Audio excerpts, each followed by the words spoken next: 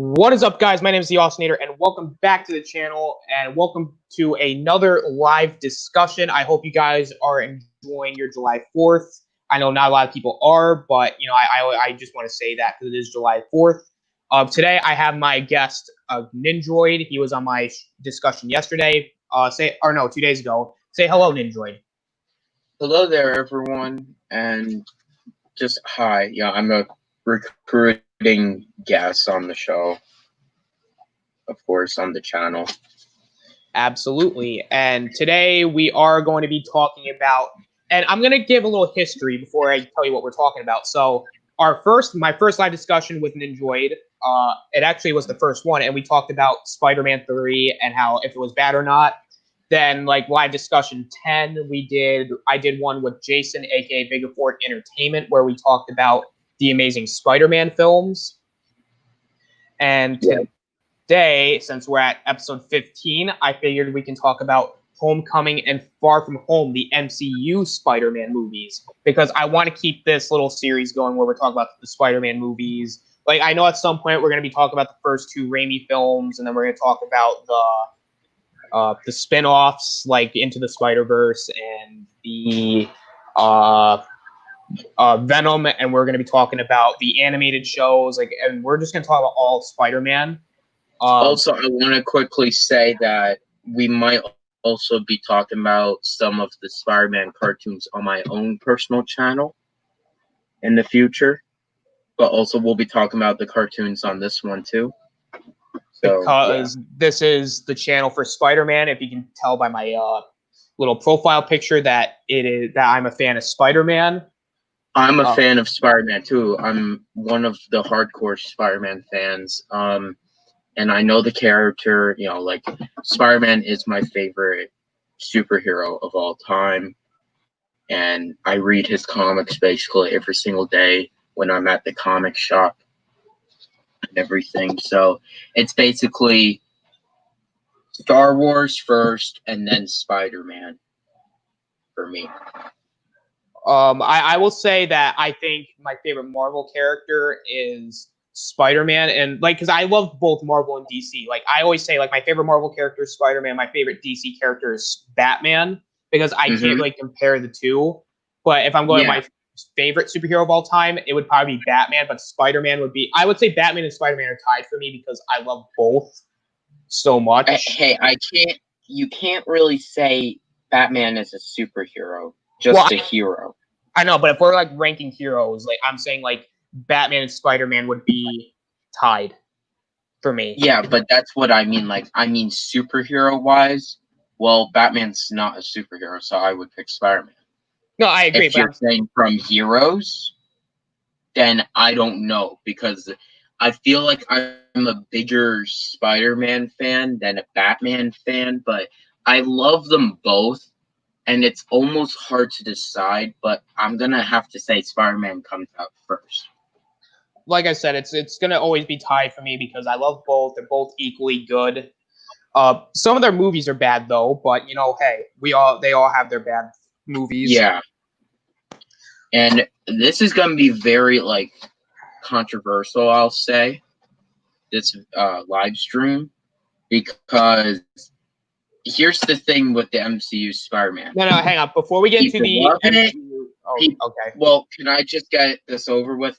People love the MCU Spider-Man. People like or are okay with the MCU Spider-Man. And then there's the people which flat out hate it or dislike it. Now you can talk about the history. Okay, thank you. So before we get into Homecoming and Far From Home, well, first off, before everything, Ninjoid, where can they find you at? Okay, you can check me out on my personal YouTube channel, known as Ninjoid243. I mainly do content on there relating to pop culture. Because there's really no Marvel and DC news at this current time, and also Star Wars news, we're actually reviewing and we're watching all of the Ninjago seasons, so we can all have a huge live discussion about each season, and also at the end when we watch all of them, we might have a stream ranking all the seasons in tier list form. And also, you can check me out on Twitter at Nindroid243, Facebook Seth Nindrasky, and also Instagram at Nindroid243. Very, very nice. You guys can check me out on Twitter at the Austinator17. You guys can find me on Facebook at Austin Blair. Hey, what's up, Jason? Thank you for coming in the stream and watching. Jason. Thank you, my friend. You guys can find me on Facebook at Austin Blair, and you guys can find me on Discord at the Austinator, and you guys can find me on YouTube at the Austinator, where I am trying to reach my goal of 40 subs. So hey, we're gonna get you up there. We're gonna get you up there, okay? Don't you dare worry about that. Yeah, it's like, yeah, guys, like it's, you know, we're trying to build up the channel. I do gaming streams. I'm starting a new show tomorrow called Shadow Eye. It's at 2 o'clock. So you guys should go check that out. It's going to be every Sunday at 2. So guys, go check that out. Also, I want to... Oh, sorry, Austin. No. I just want to say... Okay, also, guys, Galactic Chat is postponed till tomorrow because of the holiday. Just saying that right now. That is no problem at all. So I figured we can start off, before we talk about the MCU Spider-Man, let's talk about why MCU Spider-Man came about. So The Amazing Spider-Man 2, that's where we'll kind of start off with. Technically, this movie failed at the box office. Like, let's be technical. Yes, it did. Now, can I just sprinkle in my opinions of the film, though? Yes. Okay. I'm going to quickly say, The Amazing Spider-Man 1, I really enjoyed the film. And I think it was a great start to a new Spider-Man, like, era, to a new franchise and all that. Yeah, sure, like, the Lizard to most people is forgettable and all of that. But I mean, like, for Andrew Garfield as, like, him performing the character, making, like, a new spin on the character as a little bit of a darker tone, I really did enjoy that. And I enjoyed Emma Stone as Gwen Stacy a lot. Like, everyone can say Emma Stone is clearly Gwen Stacy in those films. So then, The Amazing Spider-Man 2 is a little bit, it was very well done. I love Spider-Man in it, and I also love Gwen, but I'm gonna say stuff like Electro kicked it down for me. Because Electro was more like a puppet in the film for Harry. And then we did not see Harry turn into the Goblin till like the very end of the film, and then he kills Gwen. I'm gonna do a rewrite on my own channel, a little video rewrite about it, and I would actually set that up. Like, I would build up to that part where Green Goblin kills Gwen, like possibly in the third or the fourth film, not in the second one. I agree with that. The Amazing Spider-Man 2, overall, I enjoyed the film, but it's not my favorite Spider-Man film.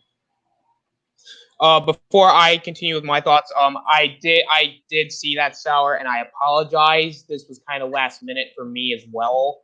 I didn't expect for that to happen. I apologize. It won't happen again. Like I said, this stream was supposed to be yesterday, but I was not able to I just was not able to do the stream yesterday. That's why I postponed it till today. And I forgot your stream was today as well, Sour. So I apologize. Whenever your stream is going to be, I will definitely be on that. So, guys, if you're watching this, please go check out Sour's stream, please. It's called Animation Takeover. Yes, Animation Takeover. So, guys, go check that out. So to continue with I'm going to start off by saying, Nindroid, I agree with you that I like The Amazing Spider-Man 2.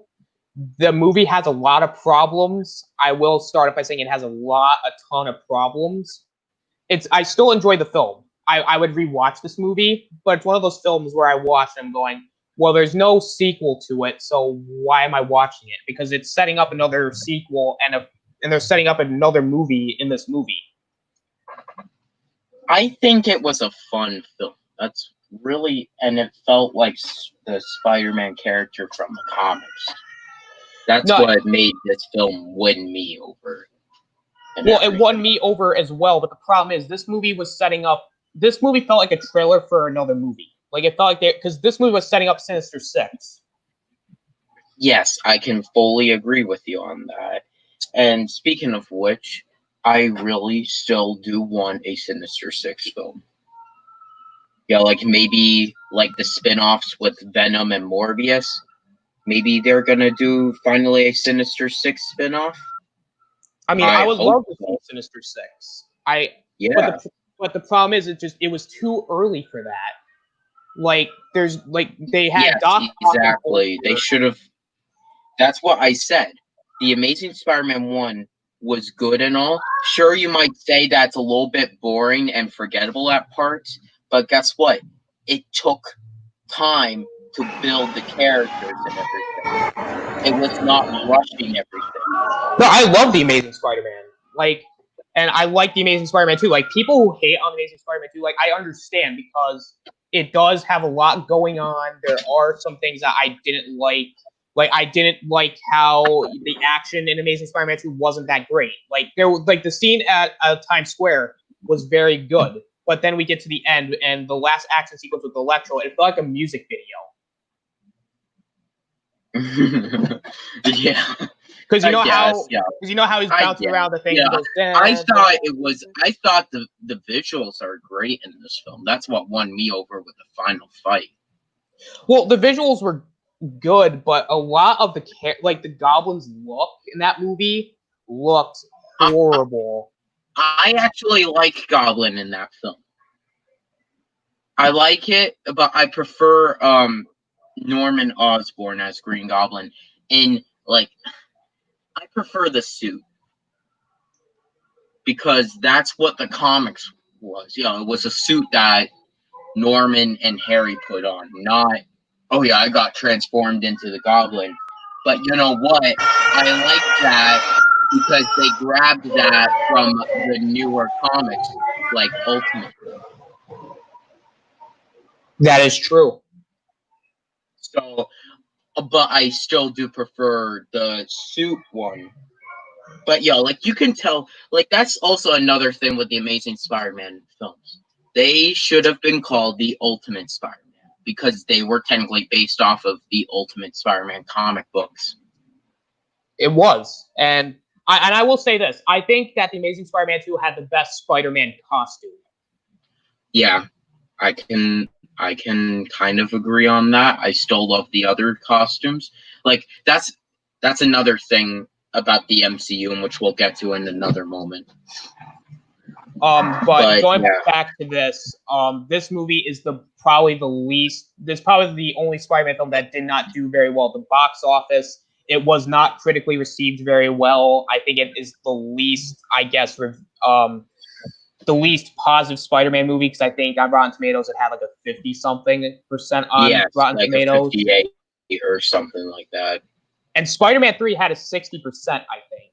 And I don't understand how that movie's even better, but to each their own. So basically now Amazing Spider-Man 3. Just to let everyone know, this movie was supposed to happen. Yes, it was. It was supposed to happen in 2016, along with the Sinister Six. I'm pretty sure coming out the same exact year. And everything. I do know a little bit about this, so can I talk about it a little bit? Sure, go ahead. So basically, Spider-Man, what I heard from it, they were going to go with the Clone Saga. And also Spider-Man was going to develop like a DNA, like a serum to revive the ones that he lost in the past and everything.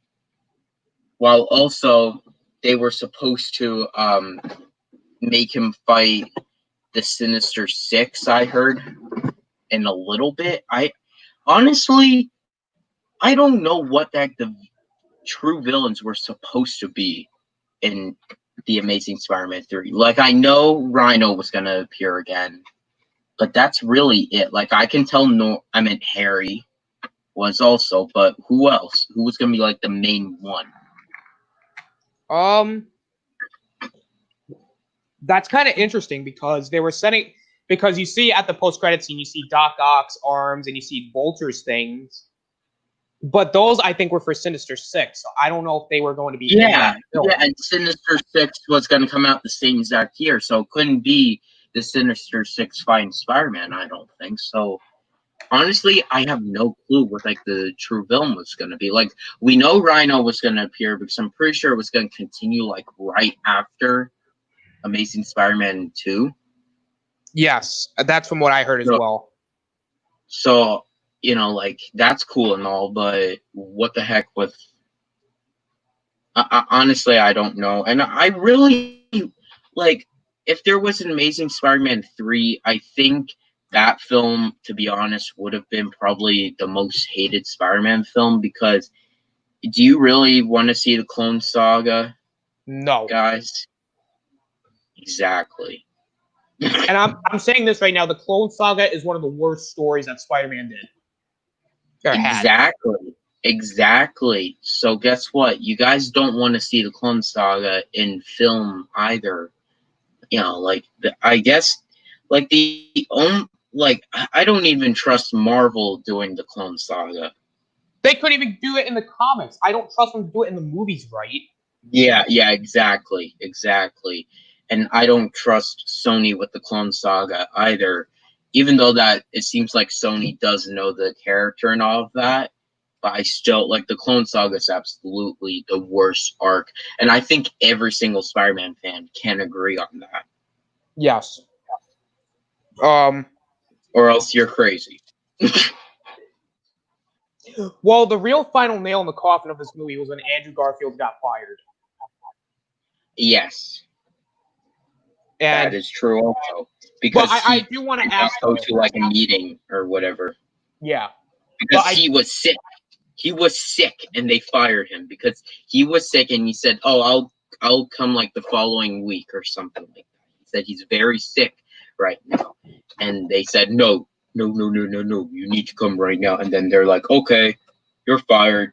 And then they had the idea, "Hey, what if we team up with Marvel Studios? And guess what? Spider-Man will be in the MCU. We'll forget all of our ideas of a Venom spin-off. Well, maybe we'll keep like a Venom spin-off, but that won't be in the Amazing Spider-Man universe. It will just be its own thing." And yeah. But now I want to ask you, when Spider-Man went into the MCU, would you have preferred Andrew Garfield stayed on, or do you think that they did the right thing and recast?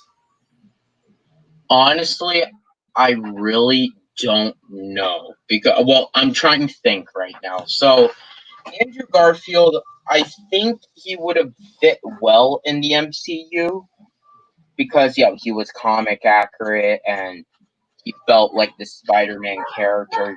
He was making quips all the time and this and that.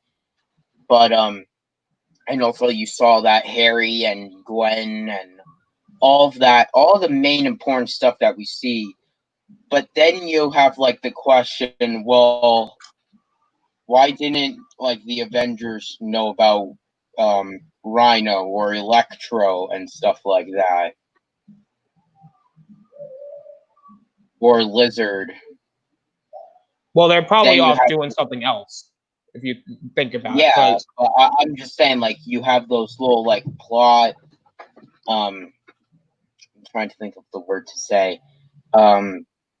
Plot holes in which needs to be filled in. So I actually like, but Tom Holland, I'm gonna say Tom Holland Spider-Man, he looks like Peter.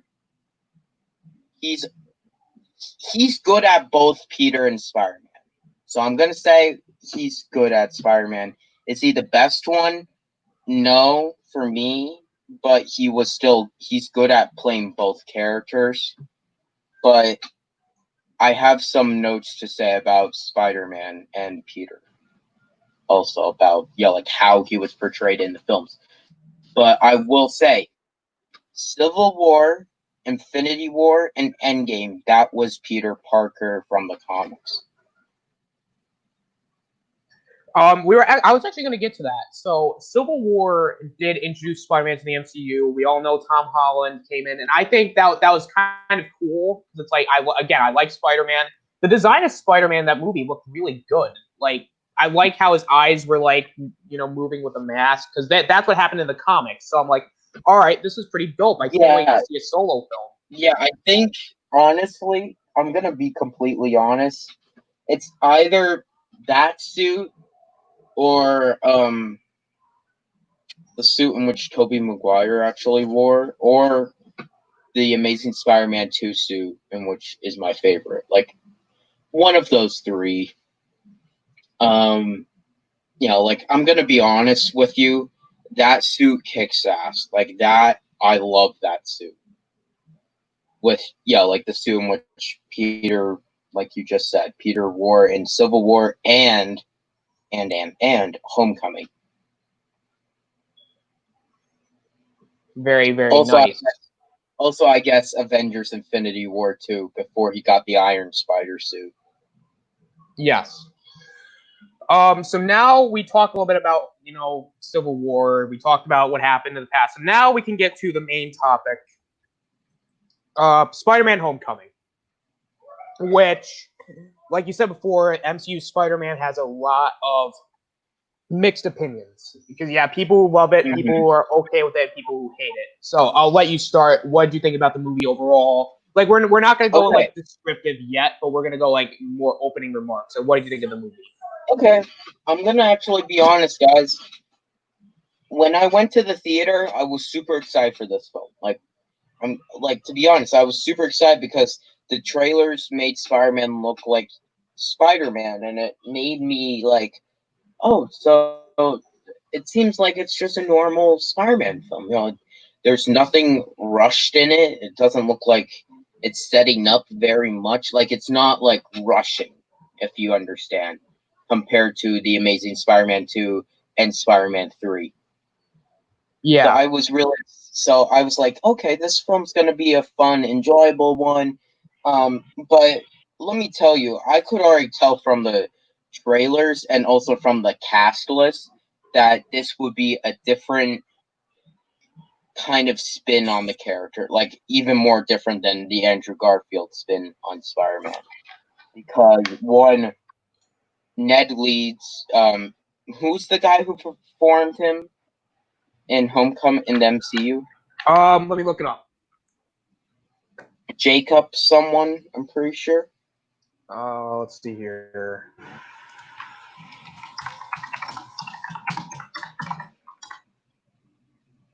Spider-Man Homecoming. Cast. I'm pretty sure it's like Jacob something. Jacob Batalon. Okay. He, I already saw him, and I'm like, they're making Ned Leeds, be Genki. Yes. From Miles Morales. Like, that was what I saw when I heard that he was going to be portraying Ned, and that I saw from the trailer. Because that is technically Genki, guys. If you don't know who Genki is, Genki helps Miles Morales out, and he's technically the guy in the chair, I guess people call it. Because, he calls it in Homecoming to the character. And I'm going to be honest, I knew that this was going to be a completely different spin, because I knew right from the start Ned Leeds wouldn't be the same, and everything. So then I get to watching the film, and I'm going to be honest, guys. What's up, Kavari? Oh, hey, Kavari, how are you doing, bro? But to be honest, guys, I actually enjoyed Homecoming. Now, don't flip out and say, oh, well, guess what? If you enjoyed Homecoming, then you're not a true Spider-Man fan. I am a hardcore Spider-Man fan, and I enjoyed this film a whole lot. But guess what? I understand the problems that everyone else has, because they're technically the same exact problems I have about the film. like I just view it as like, oh yeah, this is a different spin on the character. I'm fine with Tom Holland being Spider-Man and Peter and everything.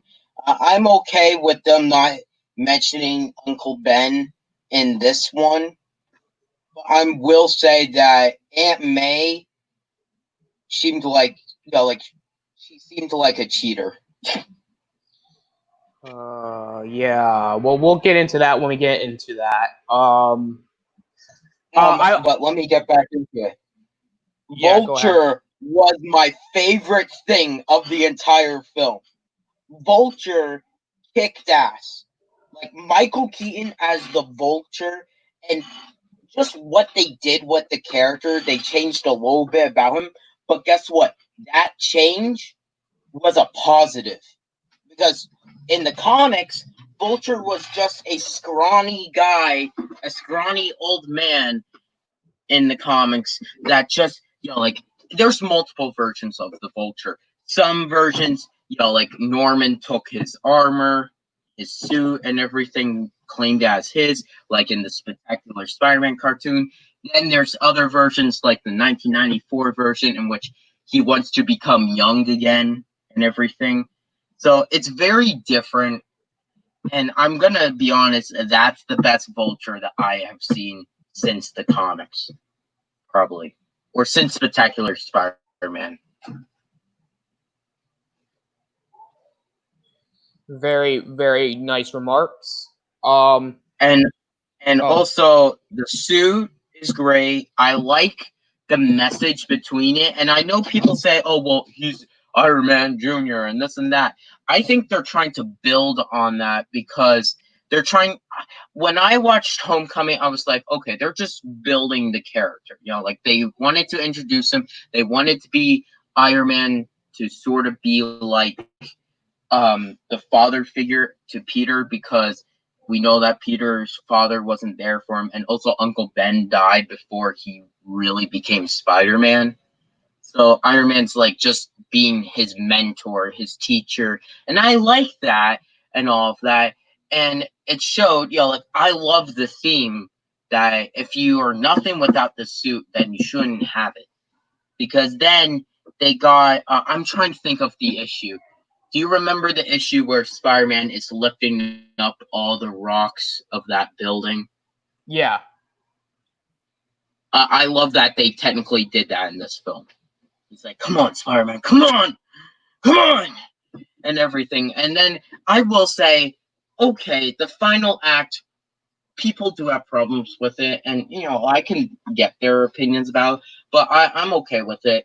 And now let me get into Michelle, aka we find out she's MJ. To be honest, guys, MJ in that film was not MJ, and I don't know. I don't know, to be honest, what to say about MJ and Homecoming, because she wasn't it. She wasn't in it for a lot, so I couldn't really say much. And also, guys, MJ is not a loser.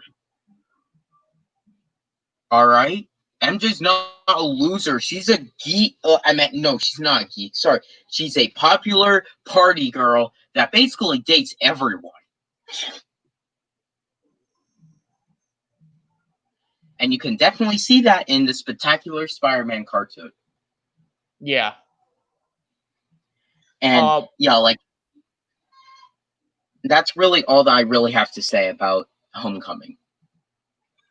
I'm gonna get to these chats real quick before we can continue. Kavari says, "Hey, what's up, Kavari?"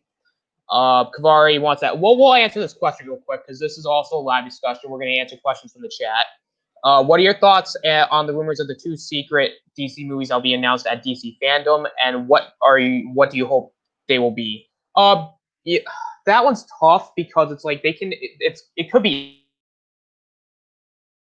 anything, but I think they're going to show trailers. I think they're going to show one of Black Adam, probably. And as far as what the other movie could be, it has to be a movie that they're obviously making. Like they can't be it's not something that can't be unconfirmed. It has to be something that's been. I think they're going to show trailers for. Now, these are the two I think they're going to show. They're going to show the Batman trailer, and then they're going to show possibly Suicide Squad or Black Adam.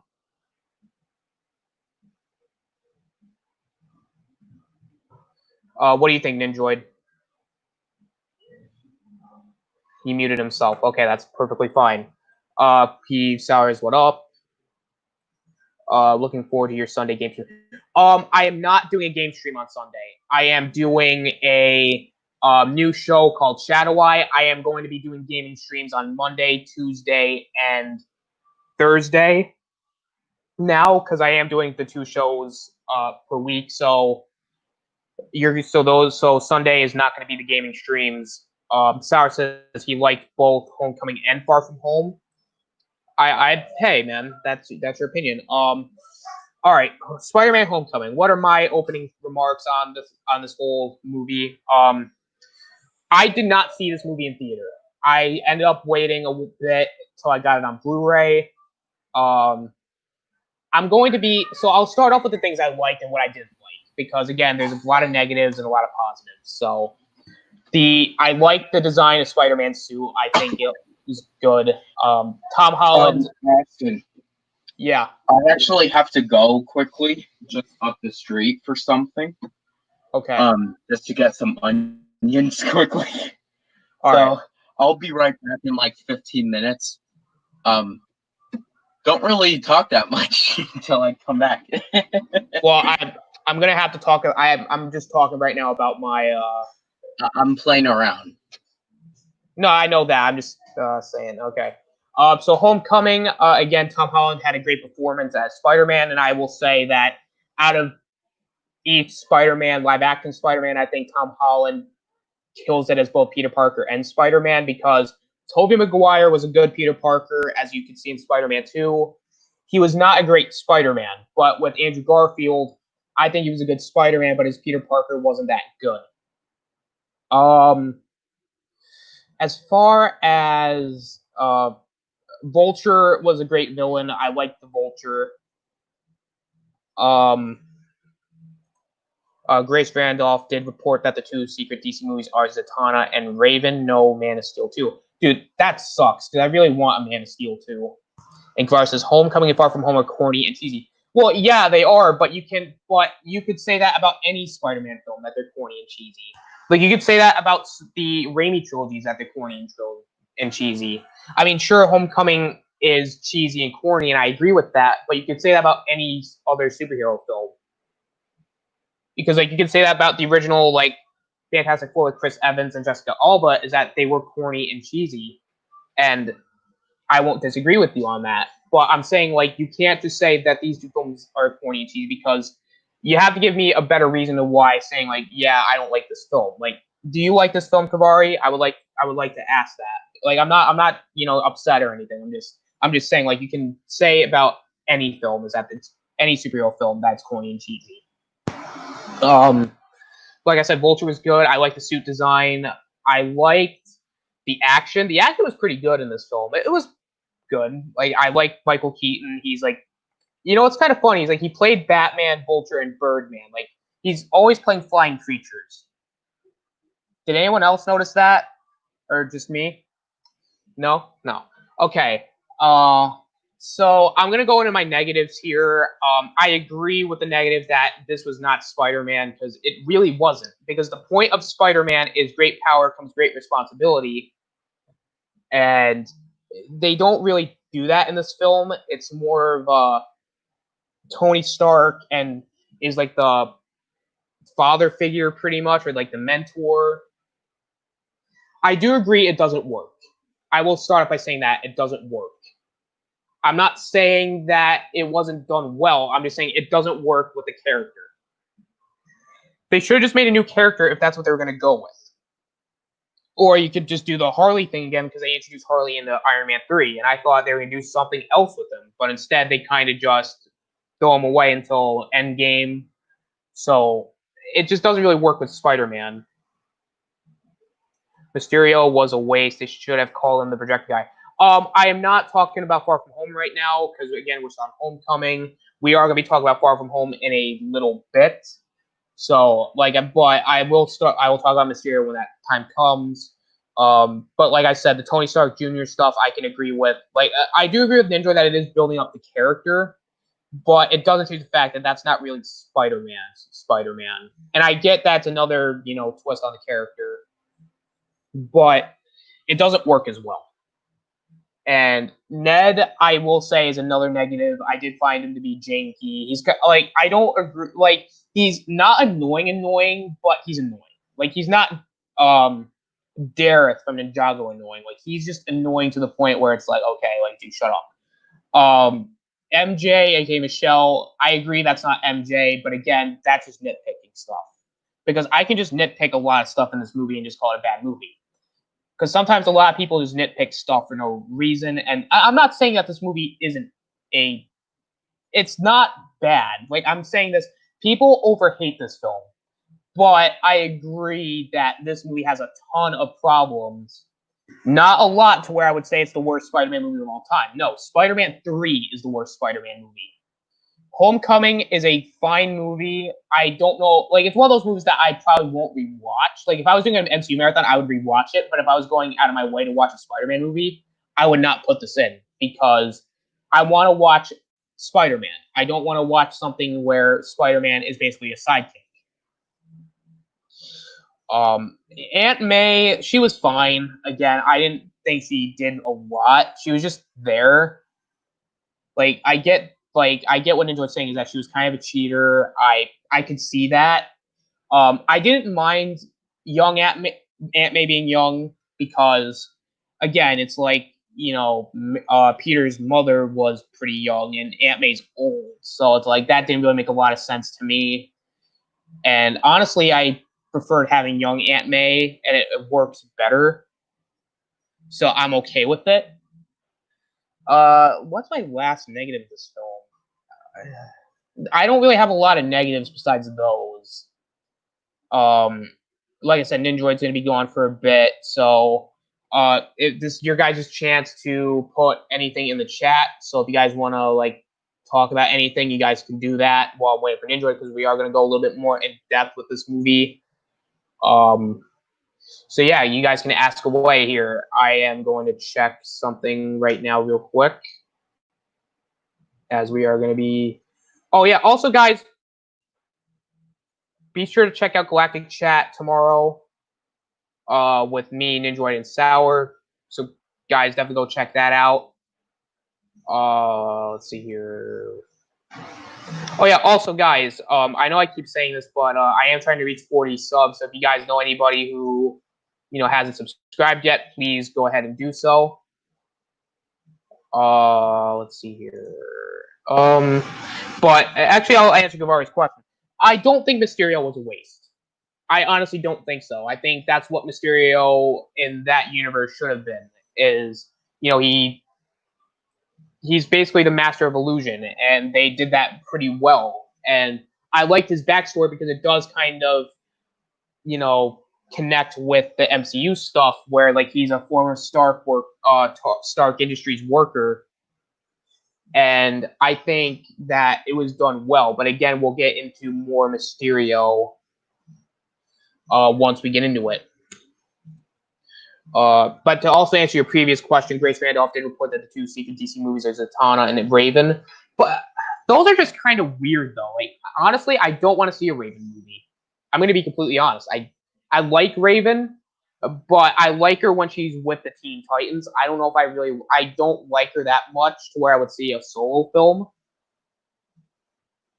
Zatanna I could maybe see, but again, if that's the case, they might as well just do Justice League Dark, because that's where I like Zatanna the most. But I think the two trailers are probably going to be the Batman and possibly Suicide Squad. If we're going by two secret movies, I could see it being Zatanna, and I don't know if that's kind of that's kind of difficult to really figure out, because you can really say anything. Kavar says, I think Homecoming is a bit better than Far From Home because of Vulture. I think Homecoming is a bit better as well, but it's for different reasons. I feel like Far From Home, the first I would say hour of the film is very sluggish. So I agree with you that's a bit better, but it's for different reasons. And doesn't Mysterio have powers in the comics? He doesn't have powers, but he has like the ability. Here, let me look it up because I'm pretty sure I'm correct on this. He does not have powers.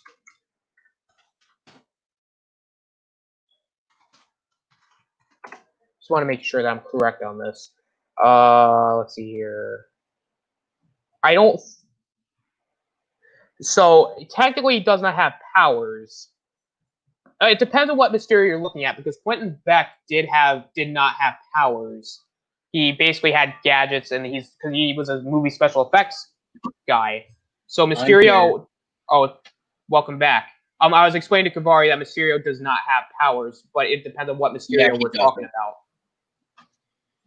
about. Are we on Far From Home now, or? No, I was waiting for you because we're gonna go a little bit more in depth with it, because that was kind of just like our base, line of what we're gonna be talking about. So Ninja, do you want to go more in detail about what you liked and what you disliked? All right, I enjoyed Peter Parker, and also I enjoyed Spider-Man in the film. I enjoyed Iron Man. I enjoyed Vulture. Vulture was the best character in my opinion. Liz Allen, I was not huge on. Ned, I was okay with, even though he's basically Genki, so they should have just called him Genki, not Ned. Yeah. Because Ned Leeds is completely different than Genki, 100%. Like, seriously, Ned Leeds is Hobgoblin, if you remember. Well, was a Hobgoblin. I remember this because I had a comic. It was like the Scarlet Spider comic, where it was like one of the first issues with Scarlet Spider, and he was Hobgoblin at that time, and they were fighting like somebody. Exactly. So I would say if Ned was not so much like Genki, then these films could have built that up into him becoming Hobgoblin. But yeah, that's not going to happen. Because in my opinion, these films are too safe. That's like the main flaw with me about these films. Yeah, I agree with that. I 100% agree with that. It's like a lot of times in these films are that they're kind of predictable. Exactly. They're too safe. They don't want to take any dares or anything like that. Like Spider-Man is not like people at least with Sony, they took guts of bringing Goblin in and killing Gwen. Do you actually think we would kind of get that in the MCU? No. No, they would go the more predictable route and have Spider-Man save her. Mm-hmm. And I will say, I will give Spider-Man 3 this. They did take a risk with Venom. It wasn't a good risk, but they did take a risk, so I will give them that. And I will agree with you on the Ned Leeds thing, because Ned in this movie is kind of annoying. Now, you see, I actually was okay with Ned in this film, but... Well, I was okay with him as well, but he was just, at points, it's like, all right, dude, come on, just be quiet, please. Like, I understand that his character is more... I laughed out loud when he said, "Oh, I'm just watching porn," to the principal, if you remember. Yeah, that was that. I will admit, like, a lot of things in this movie are very good. Like, I think people, like I said earlier, people overhate this film because there are a lot of things they do right, but I do agree that they do a lot of things wrong as well. And guys, I also respect everyone's opinions about the Shocker. Oh, I didn't even get the Shocker. Dude, Shocker is so forgettable, I forgot he was even in the movie. I will actually agree with you on that. He is completely forgettable. Both versions are forgettable. Because I was like watching the Montana movie and I was like, wait a minute, Herman Schultz, isn't that Shocker? And then I'm like, and Herman, yep. they killed him off, I think. Montana and Herman are both forgettable. They are. I was like, wait a minute, like even when I watched the movie again, I'm like, Shocker? Really? He was in the movie? I'm like, damn, that's disappointing. And well, they did the gauntlets and everything, and like I told I was the Shocker because I caught the characters' names. Like, pretty sure Vulture said, "Come on, Montana," and I'm like, okay, so they're doing it like Spectacular Spider-Man with him being like the real Shocker, I guess you can say. Because if you remember, sorry, my bad. If you remember in Spectacular Spider-Man, they did a different twist. It's not Herman who's Shocker, it was Montana. And I like Montana as Shocker and all that. But man, oh man, they treated them dirty in this film.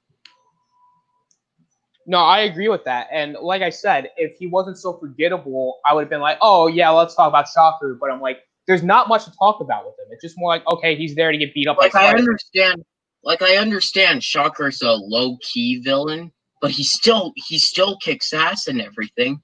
So now you're telling me that you're just going to throw him in there with gauntlets and he doesn't even wear any armor? Like, come on. It just looks like someone who just walked out of cosplay and he just forgot his armor. That is 100% true. I will absolutely agree with that. Before we continue, I want to say, Gavari, I'm not going to really answer this question because that's probably going to be one of the topics for tomorrow with Shadow Eye, because we are going to be talking about a couple topics. So, like I said, I'm probably going to be saving this till tomorrow. Nindroid, if you want to talk about it, for like a couple minutes, you can, but I don't really want to go in depth with it. That's why I'm not going to answer it. But Nindroid, you are more than welcome to answer this. I am actually saving that for our first Despicable DC hour, if you remember that. Yes. I'm actually saving it for that. So the first Despicable DC hour will probably be around maybe like Wednesday. Next Wednesday, maybe at night. I don't know, maybe even Tuesday. I have to make the time and all of that, but yes, that's going to be one of the topics. And also, Stargirl. Because I know that my topics for tomorrow are going to be the Michael Keaton, Christian Bale, Batman rumors. I'm going to be talking about the Ray versus Wheaton thing. I think there was like another one that was Ryan Reynolds Green Lantern thing. Because there's not a lot of Marvel news, so I think tomorrow's probably gonna be like a DC kind of news thing. Yeah. But getting back to Homecoming, what I really enjoyed that it was a little bit different. I enjoyed that they took it in a different direction, and it was something which we as fans were not used to. But I was still okay with it. I wasn't like bashing on it. I wasn't hating on it. But I understand. But then once again, guys, I understand why people bashed on it. Do you understand? Absolutely. But once again, I understand completely why you guys bash on it, because that is a lot of people's not Spider-Man, and that's including me too. Like, Peter Parker, was good in the film. It's just he wasn't at his best. He wasn't the guy who we knew from the Raimi trilogy and also the Amazing Spider-Man films. He was still good though, but he wasn't but I completely understand why you guys bash on it and all of that, because there are problems within the film. And I have a lot of words to say about Far From Home too. Well, I agree with you on the comic book accuracy thing, because I'm not bashing on it for that. I'm mainly saying a lot of the problems with this film, like you could basically say are nitpicky. Like you could say, well, Spider-Man wasn't Spider-Man in this film. But you can really say that about any of the other Spider-Man films. Like he really was not Spider-Man at times. So it's like that's not really a good criticism. Like, yes, am I saying he was acting like Spider-Man in this movie? No, he was not really Spider-Man in this movie. But if you really think about it, you could say that about the Raimi films too, because Spider-Man is supposed to be joking, but in that film he barely joked. And with the Andrew Garfield Spider-Man, Peter is supposed to be more of a nerd, more of a geek. And they showed that in Amazing Spider-Man. So I will say that Amazing Spider-Man had the most comic book accurate Spider-Man. But will I say that's where I'm getting to with what I want from the MCU going, future and all that. Well, we'll get into the future once we finish up Homecoming and our Far From Home reviews. I liked Vulture in this film. I agree with you. Michael Keaton freaking rocked. He was the best thing about the movie. I think the good thing about these films is that the villains are really good. Absolutely. I like the visuals in this film because again, it's the MCU. I expect the visuals to be good. Even though it doesn't really work with Spider-Man, I do think that father and son, the mentor, student relationship between Tony and Peter, was fine. Like I liked how it did, but I agree with you on this as well, is that they built up Spider-Man as a character. Yeah, that's all that I saw from it. I did not see that they ignored Uncle Ben or anything, but I'm gonna still say my least favorite character out of that film was probably Aunt May, to be honest, because they made Aunt May from being the character in which is supposed to deliver to Peter kind of the main message about the entire film and everything into just a comedic character. Yeah, that's one thing I didn't like. But I wanted to ask you this: would you have preferred an older Aunt May, or did you think the younger Aunt May was a good idea? Honestly, I say that anything's possible if it's very well executed. So if you're telling me, an old Aunt May in the MCU, okay. If you want a young Aunt May, then that's also perfectly fine. But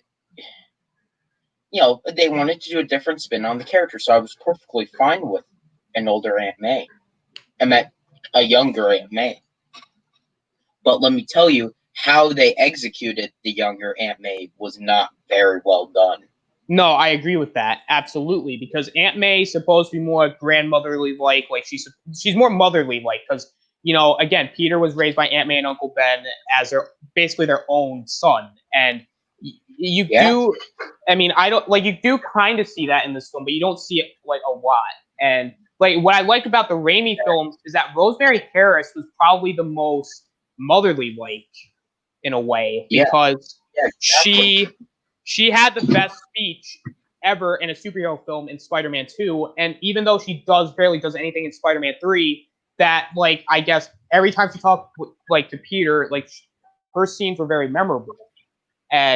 But with this Aunt May, she was just forgettable, and she barely had, and she was basically a comedic character.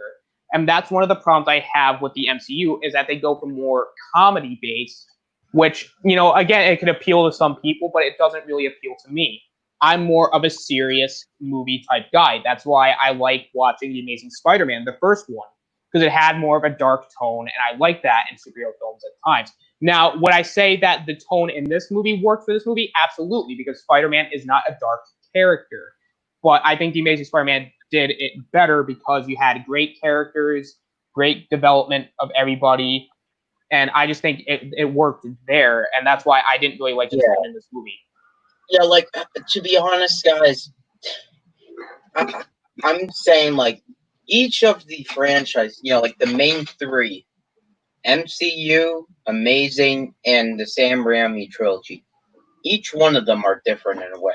Sam Raimi, his trilogy is dark but also light.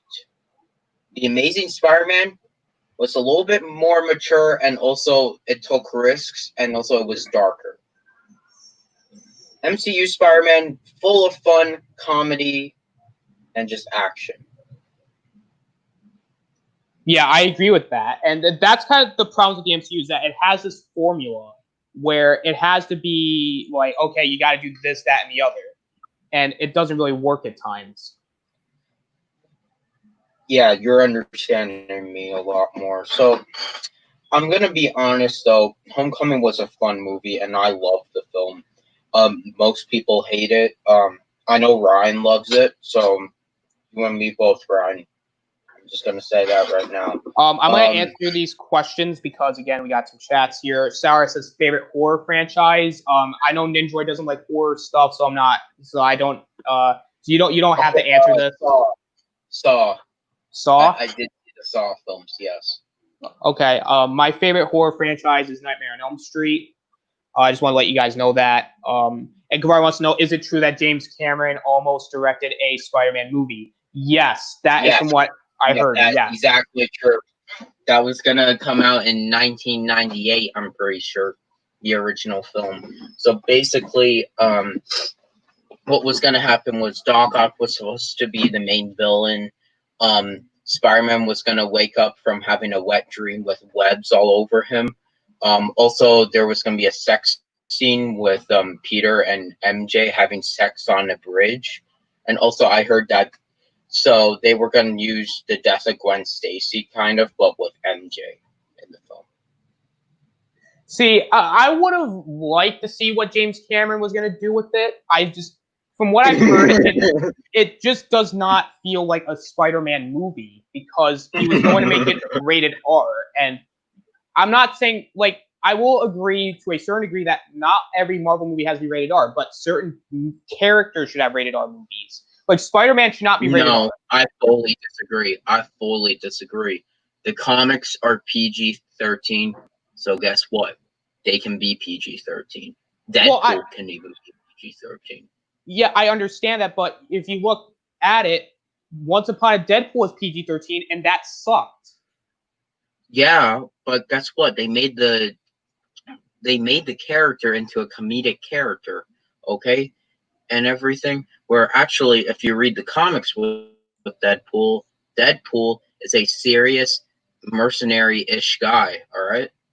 But if you look, you also have to think, though, the first two Wolverine movies were PG-13, and they both weren't that spectacular. Logan was rated R, and that's one of the best movies ever. I still think that can be rated PG-13.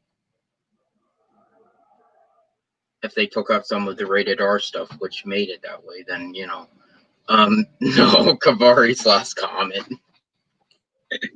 I like younger Aunt May, brings a fresh new look to the character. And Cameron version sounds hot. Okay, Kavari, to your comment about I like younger Aunt May brings a fresh new look at the character. Yes, I fully agree on that, but it was a little bit not well executed because Aunt May is not supposed to be a comedic character. That's supposed to get all the men. Like, heck, even Iron Man said that she's hot.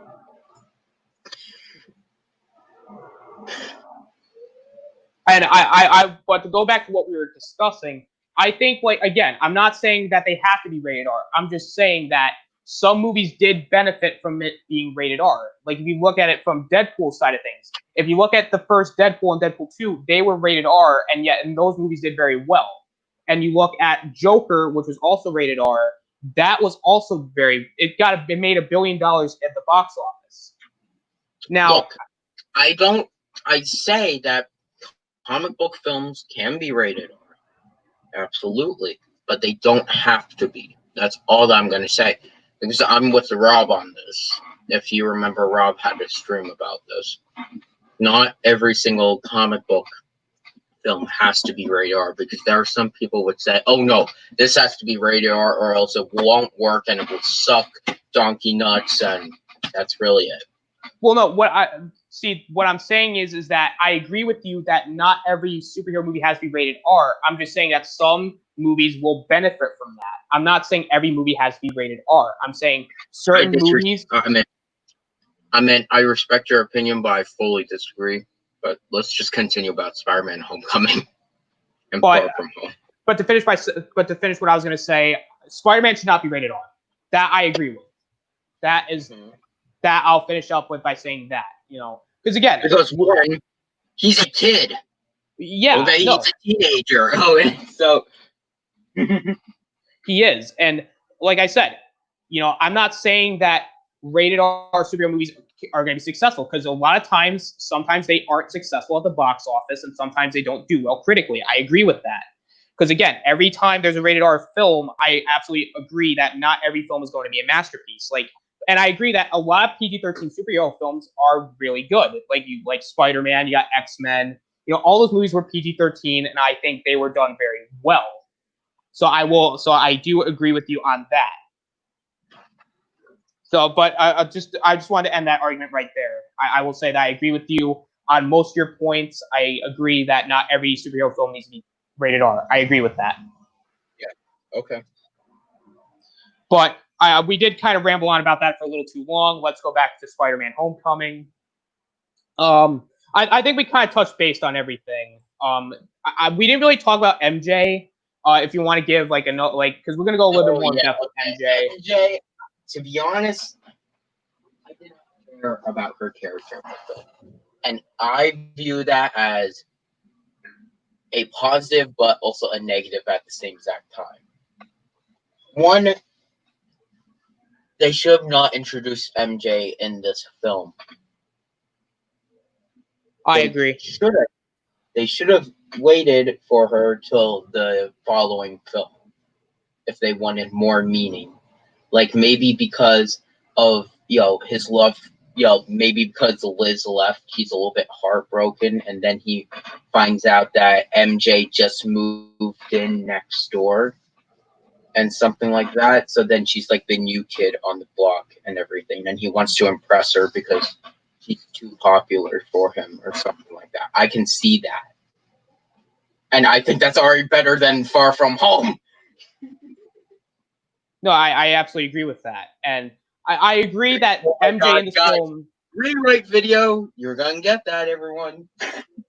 And I agree that MJ in this movie is not MJ. But again, you can say that about Spider-Man in this movie. And you can say that about everybody in this film, that these characters are not their characters, because Spider-Man's not really Spider-Man. It's just a new spin. It just determines if you're a huge MJ fan. And I am a huge MJ fan. So I really did not care about her character. And I view that as a positive, because you're really not supposed to care about her character in this one. But also a negative, because MJ, I love MJ from the comics and the cartoons. So I like MJ as well, but I prefer Gwen Stacy and Black Cat over Mary Jane. Oh, 100%. Oh my God, Gwen Stacy is my girl, and same thing with Black Cat. No, 100%. I agree with that. Both, I just think both are better, and I still like Mary Jane. I think I prefer them better. Exactly, 100%. But I'm okay with MJ. She went with Peter and everything. I'm fine with that completely. But I would have actually wanted Gwen Stacy to go with Peter. I think everyone would have wanted that. But you know what? That death in the comic books just showed how dark comic books can get.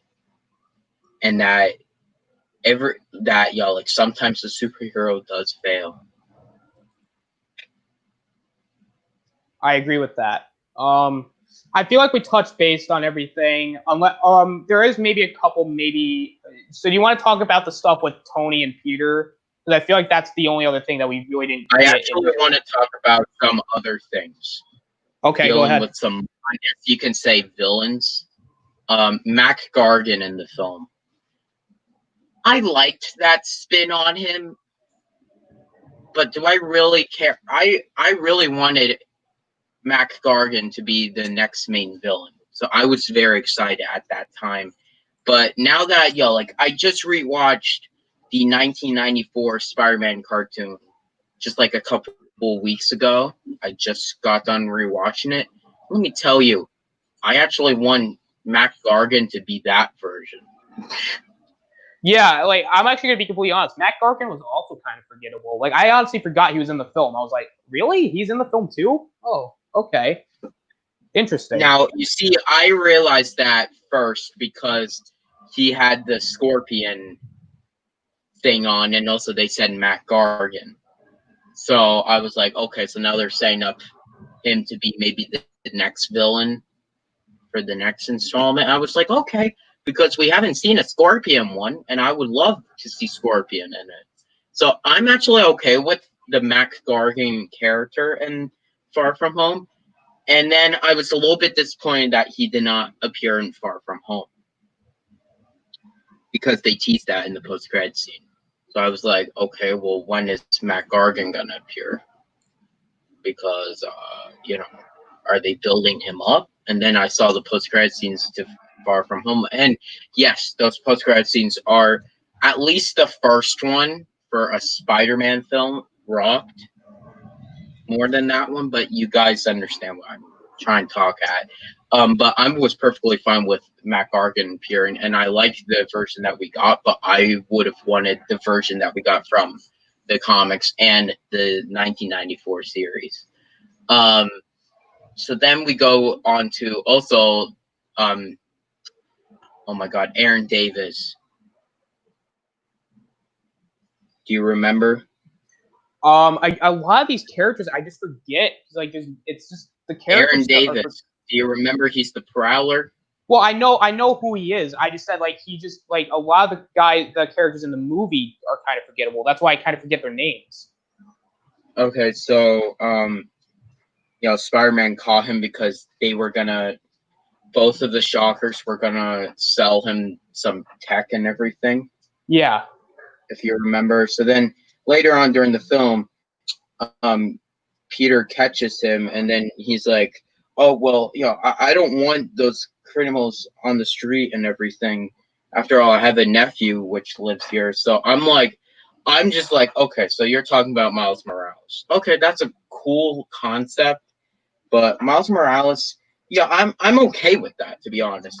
But like if they're wanting to set up Miles Morales in the MCU, I'm not really down for that yet. Yeah, If you understand. I agree with you on that because I feel like they need to build up Peter Parker more and then maybe bring in Miles Morales and maybe have Peter take Miles under his wing, kind of like what Tony did with Peter. And that actually would be kind of interesting to see Peter being in the mentor position. That's what I want, but a couple years from now, not like 10 years. No, I agree with that. Make us care for Peter and everything, because so far all the Spider-Man fans are not happy with the Peter Parker character. So far, basically. Besides for me, I'm actually okay with the Peter Parker character in Homecoming. But yeah, overall, I will say that he was good.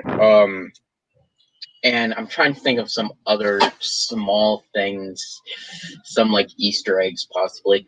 Always when I see Peter in Homecoming, what made me like love it was, do you remember the scene where he's making his own webs? Yes. During class? Mm-hmm. I love that because it showed that he's a science nerd and everything. So I love that. They actually touched upon that and everything. But then now we're going into Far From Home. Can you maybe switch it to Far From Home banner? I would say I would agree with that. Yeah. I want to talk. I want to touch on this quickly. Because again, we're already like like an hour in. Because again, I know this is going to be 2.5 hours long. The Tony and Peter stuff. Did you like that in the film, or did you think like it's kind of out of place, or did you feel like? Oh, I actually really enjoyed it. I think it worked.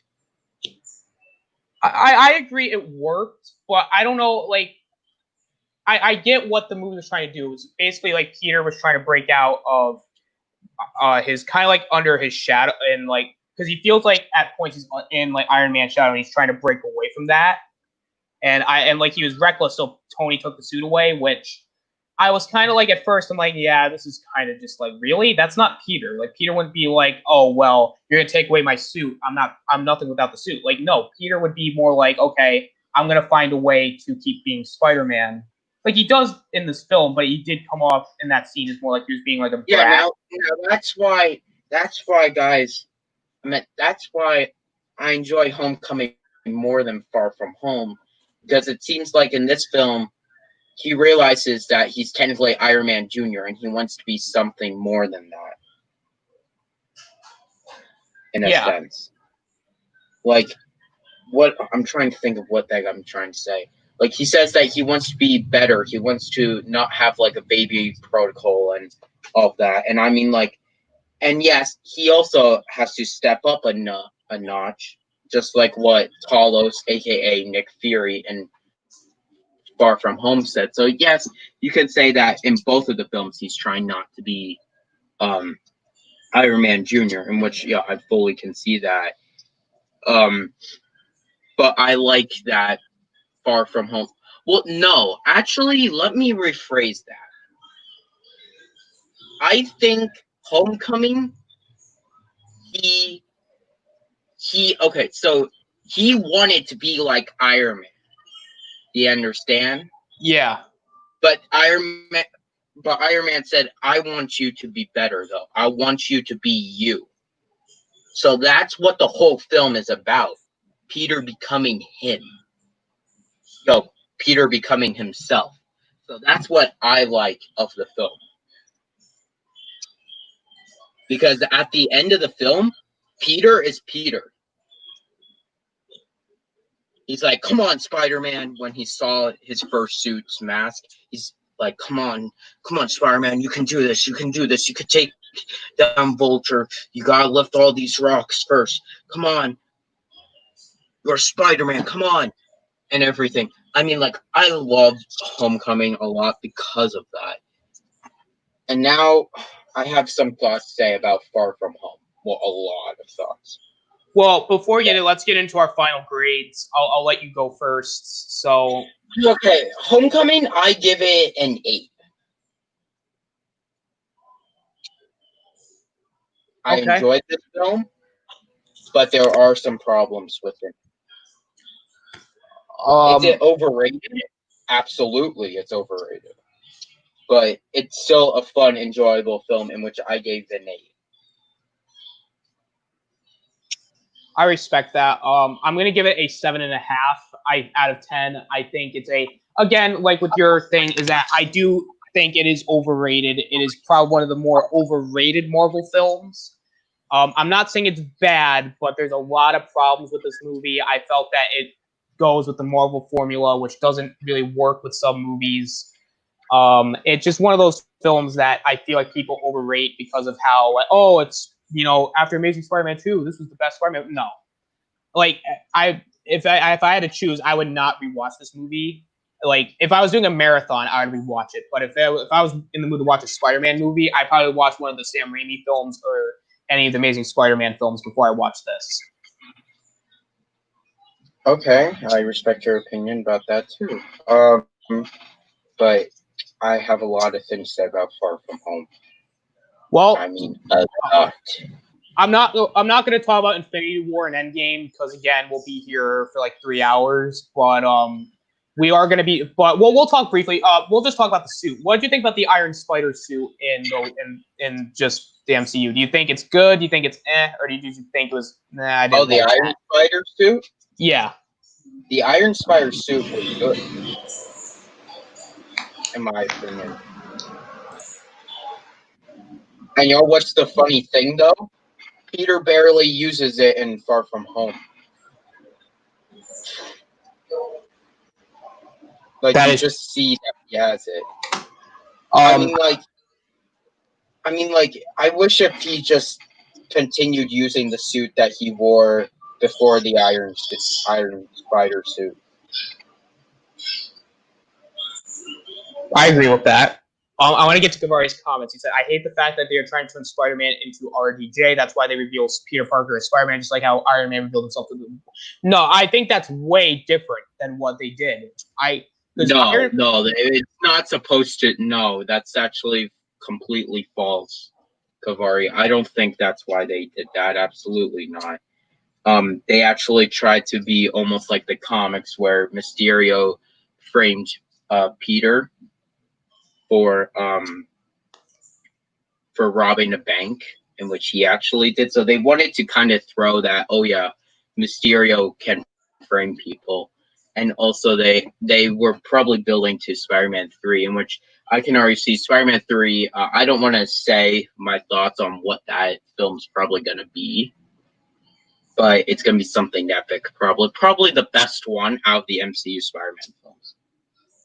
And he gave it a 4 out of 10. Which movie? Did you give Homecoming or Far From Home a 4 out of 10, Kavari? I think he gave it Homecoming, because we're still on Homecoming. I don't think... And I fully respect your opinion, Kavari, 100%. And yeah, I respect your opinion as well, Kavari. I don't think it's a 4 out of 10. It's not... I just like the film. I like the film because I view it as, oh yeah, it's just a different turn on the character. And we always see different turns. And some people, it's too different. And I fully respect your opinion about that 100%. Because I think Uncle Ben should have been mentioned in Far From Home, and that's where we're going to get to with Far From Home. Yes, because the next topic we're talking about is Spider-Man Far From Home. I'll let Ninja go first because I know he has a lot to say. I have a lot of things to say. I have a lot of things to say. Far From Home, I'm sorry to all the web fans, the webhead fans, which love Far From Home. I like Far From Home, but let me tell you, I think this is weaker than Homecoming. And let me easily explain on that. Oh, Far From Home, Kavari said 4 out of 10. Okay. Kavari, what would you give Homecoming out of 10? But let me talk about Far From Home quickly. 1, the Peter tingle. Like, I get that they tried to make a joke there and everything. It's just them keep on saying, like, I understand, like, I like actually Aunt May saying the Peter tingle and everything, because that was just some comedy for her character, saying, and what you have, the Peter tingle or something like that, and then Spider-Man's like, it's a oh shoot, it's a spider sense. And no, he doesn't even say spider sense. He just says that he senses something when it's in danger. So then Far From Home, also you saw, oh yeah, so Uncle Ben does exist. It is confirmed because there's that suitcase. But let me tell you, Aunt May should have actually had a moment with Happy saying that, hey, my husband died when I was a little bit younger, and then they could have like a heart-to-heart moment in a way. Just her mentioning Uncle Ben to Happy could have been actually very well done. I agree with that. Having a heart-to-heart moment, and yes, that is going to be in my Far From Home rewrite video. But like that would have been great. And then also Peter saying the line, with great power comes great responsibility, and stuff like that would have been very well done. And now we get to some other things. MJ in this film, I actually really don't care about MJ in this film. Like, I'm probably one of the only ones which actually don't care about MJ in this film.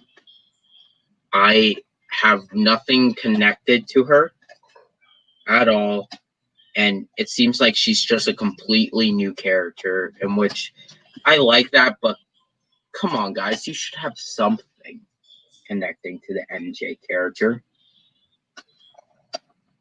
And then, I did like, though, I think this crossover was a lot better.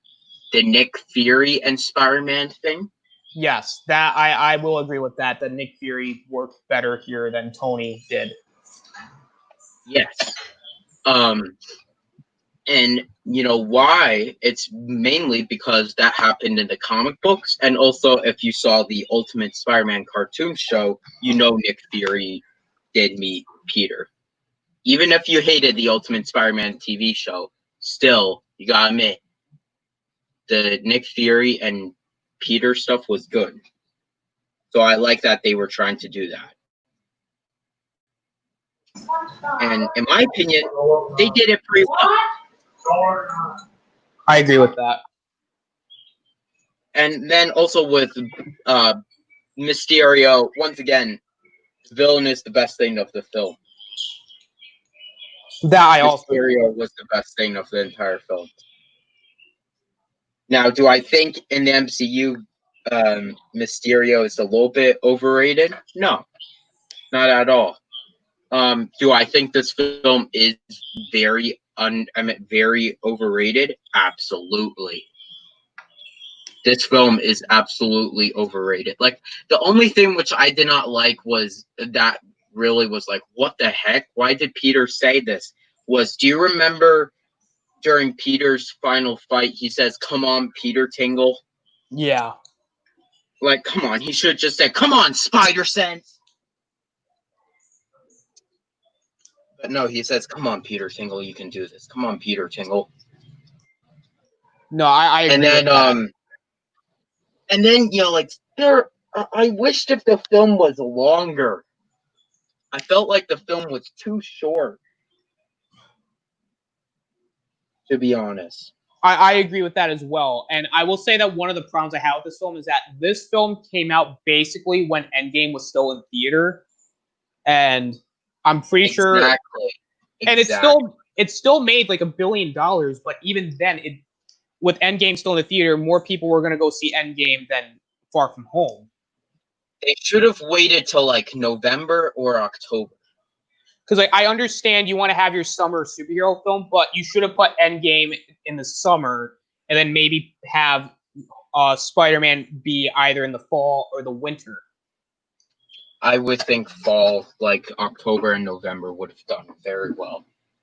But I don't know. But like again, if you're going to release Endgame in the spring, which they did, I do agree they should have released it in the fall. But I would have preferred Endgame to be released in like July, June, because that's when everybody's going to the theater, and they would have made a ton more money if they released it in the summer. Also, I actually rather Ned and Homecoming more than Far From Home, because Ned really did not do much in Far From Home. And that I also agree with. And Betty, Betty Brant, I actually did like her in this film. Sure, she's young and all of that, but still, I liked her. And I'm trying to think of something. You know what this film should have done? This film should have brought us Gwen Stacy. I honestly would have preferred that than MJ being Peter's love interest. Exactly. Because if you want to be technical, there's no build up. There was no build up to him having any interest in MJ. Exactly. And also, with Gwen and all of that, I think, I would actually be okay with Gwen not dying in the MCU. I would be fine with that.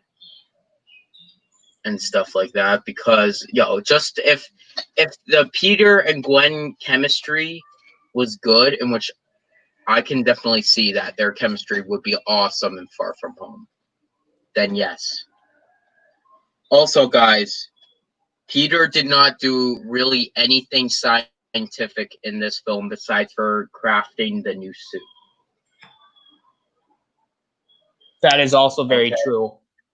And that's one nitpick in which, I guess it's a nitpick, but I actually think it's very important, because one, Peter Parker is supposed to be the scientific geek guy, and we saw that in Homecoming. We saw that because he was part of the science club, if you remember. Sure, He was. late and all that, but that's what Peter is. He's always late to everything, if you remember. And that's actually one of my positives with when Spider-Man Homecoming.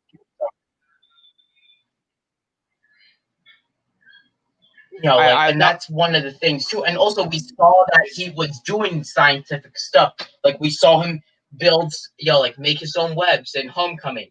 We saw him working on something with Ned while Ned was asking him, "Do you leave eggs?" and doing all that funny crap. And you understand my point. And then in Far From Home, they completely technically forgot, oh yeah, this guy is a scientific nerd, besides for that part where he built his own suit. I agree. Because I think he should have used, yes, his spider sense and also his own brain, because he's a scientific nerd, in order to take down Mysterio.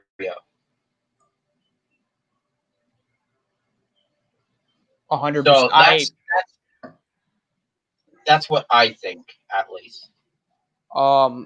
So my opinions on this film, again, I 100% agree with you. This film is really overrated. And when I mean really overrated, I think it's more overrated than Homecoming. I will say the first hour, first hour and a half of this film was very, very bad. Like, when I mean bad, I mean it was not interesting. I was like, all right, come on. Like, let's quicken this pace up a little bit. And I agree that this film should have been longer because the movie doesn't get good until like the last act of the film. And that's unfortunate because the stuff with Mysterio was done very well. And I kind of like the I guess relationship between Mysterio and Peter was like, you could tell he genuinely did care for Peter, but when it was revealed that Mysterio betrayed him, which was predictable, I found that it just felt like, Mysterio had no choice but to take him down because he didn't want to be caught. And I think that stuff was great, but everything with Ned was pointless. They don't really build him up. I don't like MJ. Like, I agree. Like, MJ, I don't hate MJ in this film, but again, it doesn't work with her being the love interest because they didn't set this up in Homecoming. They didn't set this up in Infinity War or Endgame. They didn't do any of that. So it doesn't really work. And I agree that Gwen Stacy would have been a better love interest for Peter because their chemistry would have worked better. Like, I could understand maybe making Michelle like a side, like, again, kind of like Ned, where she's like behind the chair pretty much. But even then, I don't want to see another behind the chair character because we already have that with Ned. The Fury stuff, I think, works better.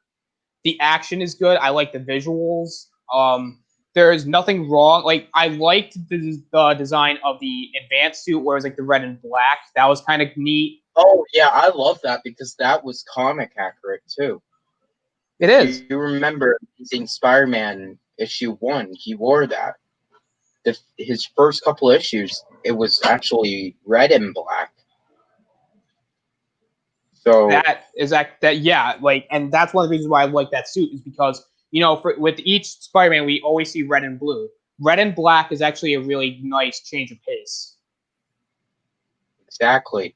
So I'm gonna say that was I'm gonna say every single costume and the visuals of this film and the soundtrack rocks. Now there is one say the story segment. What? I was gonna say there was one segment in this film that I really liked, and that was it was like the hallucination, basically a hallucination sequence with it was Mysterio and he's using the drone. I remember that. I like that part too, but also for the most part, the writing was very weak within the film. I agree with that. It's almost like they just wanted a cheap, just like, oh yeah, we'll get like $1 million, just for this film that we'll make quickly. And to be honest, it seems like a guy wrote this script in like a week. Yeah, it did feel like that. And the one thing I can say about the Raimi trilogy and the Mark Webb series is that they all have good, or like it feels like you could tell they were actually thinking of it. Meanwhile, with this, it's like, all right, what are we gonna do for like a quick $1 billion? Oh, Spider-Man. Okay. What villain have we done yet? Mysterio. All right, throw him in. And what else are we gonna do? Oh, this. Okay, yeah, that'll work. It's like, yeah, it did feel kind of rushed together, and I did like. There's really not really much to talk about now because like we kind of explained everything, and I know we talked for the majority of this. We talked about Homecoming, so I guess we can talk maybe maybe another few minutes about Far From Home, but other than that, I don't know what else we could really talk about that we really haven't said already. One, I would have done Scorpion and also Mysterio as the main villains in this one. I like the post credit scene at the end. I love that. I love that. I will say that I love both of the post credit scenes. Well, I like I like them as well, but I don't know what they're setting up towards because I know what they're setting up with Spider-Man, but with the Skrulls thing, are they just setting up another Avengers movie, or are they setting up what are they setting up there with the Skrulls? It has to be something big, because after all, that is the last movie in the Infinity Saga. That is true. So, it has to be something big. Can we get to Kavari's comment? I have some words to say. Yes. Kavari said after the third film, reboot Spider-Man with Miles Morales. No. We need more with Peter. I'm sorry, Kavari. You're my boy. You're my moderator, my main moderator of my channel, and all of that. And I completely disagree with you on that. 100%. I think we need to spend some more time with Peter before that. We need to get more chemistry with MJ if they're actually going down that route, in which it seems like it is. We also have to get some more chemistry with him and his own aunt. Okay, I will say the aunt stuff, Aunt May and Peter, their relationship was better in this film than in Homecoming. I will say that. No, I do also agree with that. But, I mean, oh, okay, Kavari has another comment. He said, in my opinion, Miles Morales Into the Spider-Verse is the best Spider-Man movie. I respect your opinion 100% on that. And it's not my personal favorite, but I love that film. 100%. I love that film. I really like that movie as well, but Into the Spider-Verse would probably be at the top, towards the top of my list. But I don't know if I could put it at my number one. I think Spider-Man 2 will always be number one for me. Yeah, Spider-Man 2, Spider-Man 1, The Amazing Spider-Man. Then it's like Into the Spider-Verse probably. Then we'll do Homecoming. Then Amazing Spider-Man 2. Then we'll have Spider-Man 3 at that end. Wait, Far From Home. Shoot, Far From Home. I'm trying to think. Where should I put Far From Home? To be honest, guys, Far From Home is actually, now that I think about Far From Home, it might actually be my least. Well, no, it's not my least favorite. It's my second to last favorite not Star Wars, Spider-Man film. For mine, if I'm going best to worst, I would say Spider-Man 2 is the best. Into the Spider-Verse is second. The original Sam Raimi Spider-Man, The Amazing Spider-Man, I would probably say Homecoming, then Amazing Spider-Man 2, then Far From Home, Venom, and then Spider-Man 3. So your list is technically mine, but the Into the Spider-Verse is like right before Homecoming. No, it's after. No, for me. No, oh, for yeah, me. yeah. but our list is basically the same. Both of us love us. Spider-Man. Okay. Sorry, Because we had 6 Peter Parker Spider-Man movies. We don't need any more. Let's give the title to Miles Morales. I 100% disagree, Kavari. Because first of all, Peter Parker is the most well-known Spider-Man besides maybe Miles, Miguel O'Hara, and Gwen Stacy. But even then, those characters have to be like, unless you've either seen Into the Spider-Verse or played the video game, not a lot of people will know who Miles Morales is. Now, am I saying that it could work? Yes, but I'm just saying that Peter Parker is the most well-known, and people are more, I guess, connected with him than Miles. So I don't know if it would necessarily. Yeah. Also, Peter Parker's the original Spider-Man. Like, he's Spider-Man and everything. Like, I'm not saying that Miles Morales isn't, but Peter Parker is the OG Spider-Man, and I think they need to develop this MCU Spider-Man character a little bit more before they introduce Miles, and then Peter can just train Miles. If you saw the Spider-Man 2017 series, have you seen that, Austin? Yeah. Have you seen the Spider-Man 2017 series? Yes, I've seen a little bit of it. Oh, you haven't seen the entire show? Well, guess what? I love that show. I know most people are like mixed about it because the animation and stuff. I actually like the animation in it. But the story is that Miles Morales is just a kid that goes to Peter's school, and that he gets bitten by a radioactive spider because Smythe actually was testing spiders with radioactive like DNA and stuff like that. So then Miles got bitten by it because Smythe, I'm pretty sure, was like a professor of the school, and that he became Spider-Man. And as soon as Peter found out that he has the same exact powers as him, they technically became a team called the Spider Team. They said the same thing about what? CM, and it made $1 billion? Who's CM?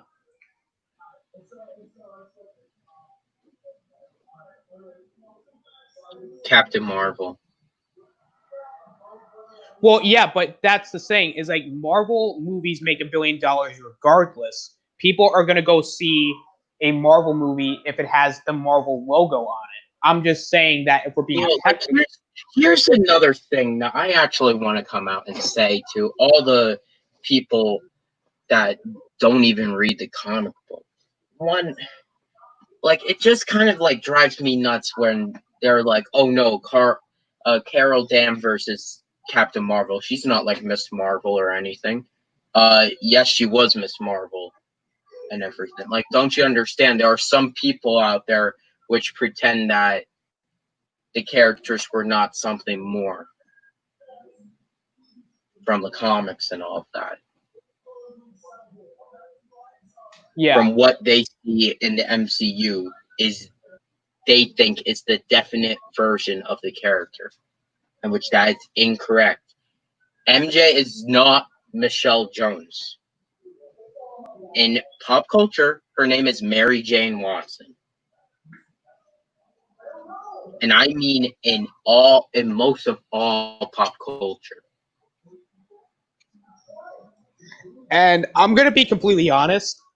I would like to see a Spider-Man 2099 movie before I see a Miles Morales Spider-Man movie, because the fact that we already technically got a Miles Morales Spider-Man movie and Spider-Man 2099 hasn't gotten anything yet. So I would really like to see a movie like that, because it would be something new. It takes place in the future, 2099. You know, we're gonna see like futuristic versions of the characters. Like, I would like to see that.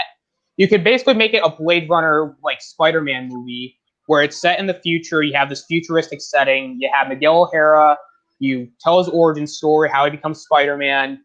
I want to see how the costume would look, like how it would compared to the comics. Like, what cosplay would they use? The white suit? Would they use the blue suit? I would like them to use the blue, black suit, whatever you want to call it. But with Miles Morales, it's like we already technically seen a Miles Morales film in Into the Spider-Verse, and while that film is really good, it just I want to see something different. Yeah, exactly.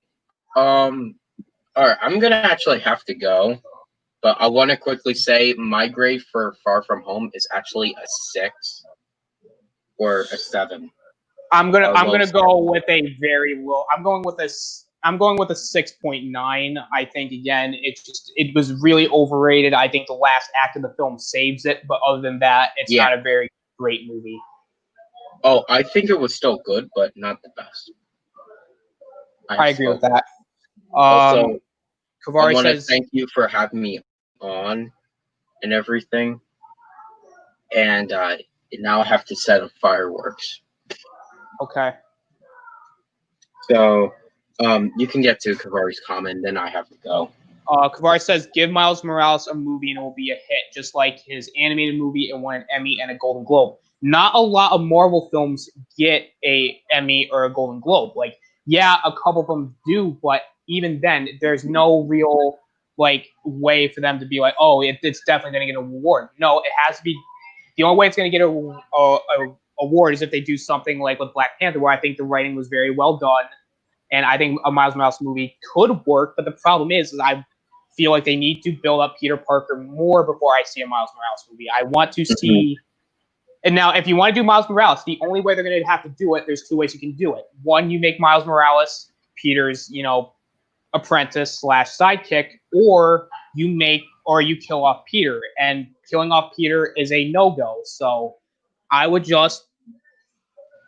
Oh, see you later, Ninjoid. I just gotta go. All right. Yeah. So see ya. See ya, everyone. Thanks, Kavari, Sour, DJ, and also Jason for coming on and typing. And that's actually going to be all for that's going to be all for me today.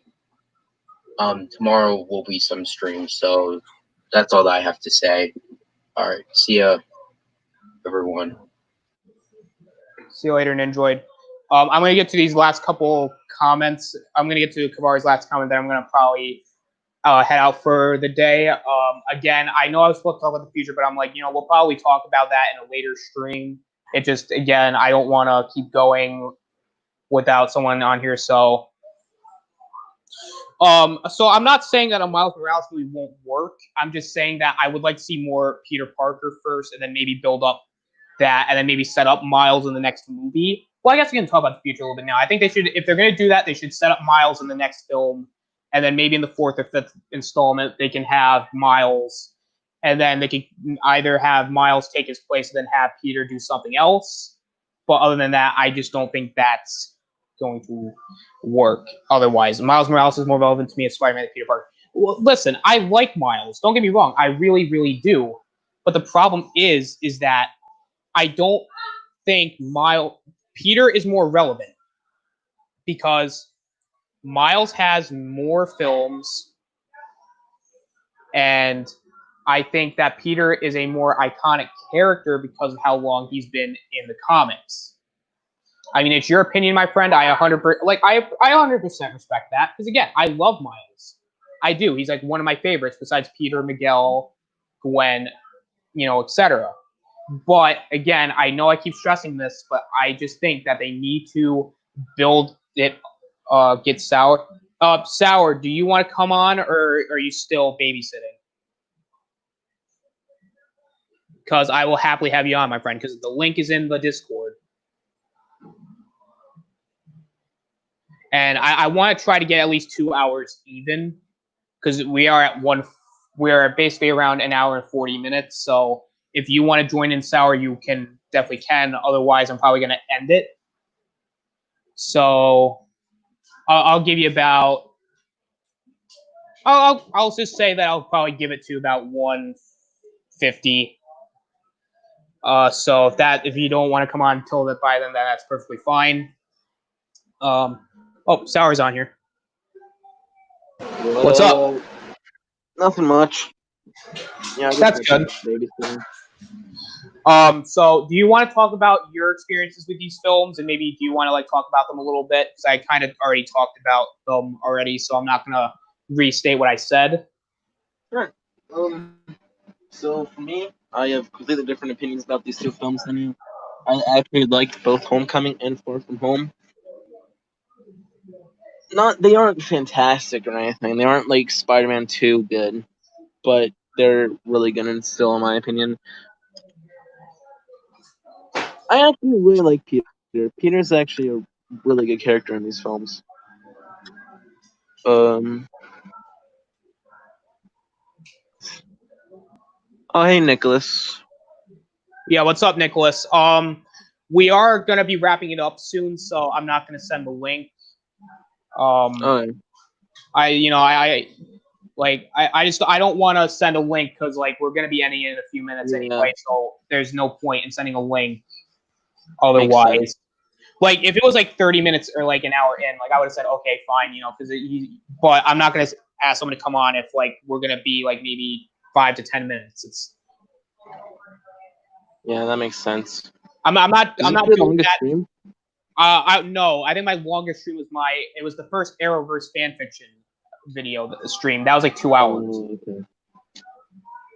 But again, I'm not gonna go that long anyway. So, and I'm not doing it to be mean. I'm just saying like, I don't want it to be like 5 minutes and then.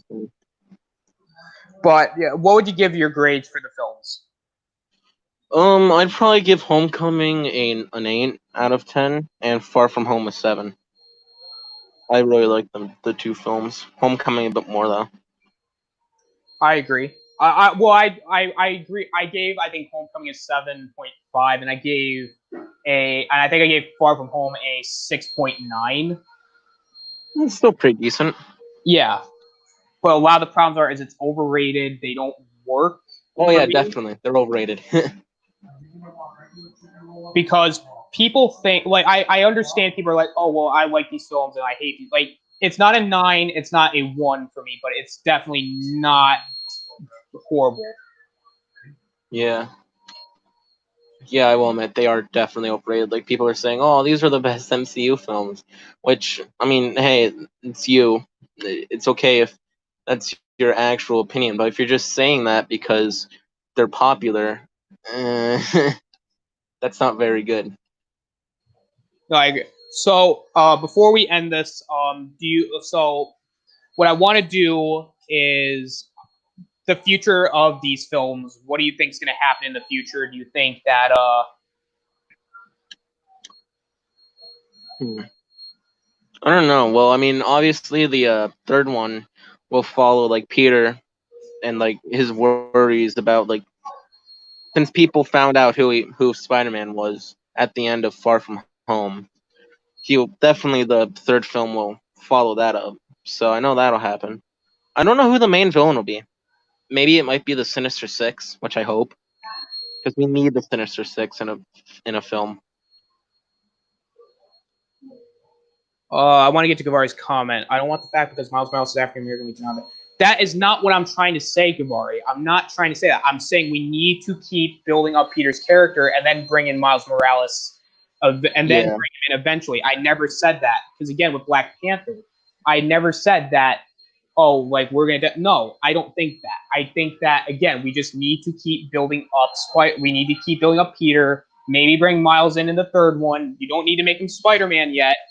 Make him Kid Arachnid like they did in the animated show. Have him basically, have Peter train him, and then at some point you either kill Peter off or have Peter say, "Hey, look, you're Spider-Man now." That's the way to do it. Yeah, that's how I agree with you, definitely. And then you can do the solo Miles Morales films. I just think right now it's not the right time to do it. But you also have to think though too.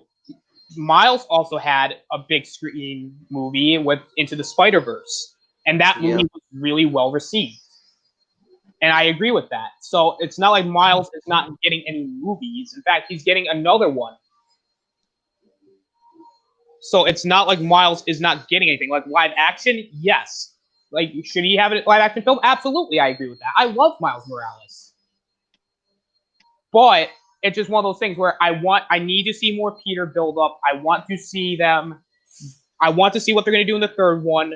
I don't want to see them reboot it yet because, again, we already have way too many Spider-Man reboots. I want to see them continue this series with Peter for a little while longer. Maybe get to maybe 6 or 9 films in.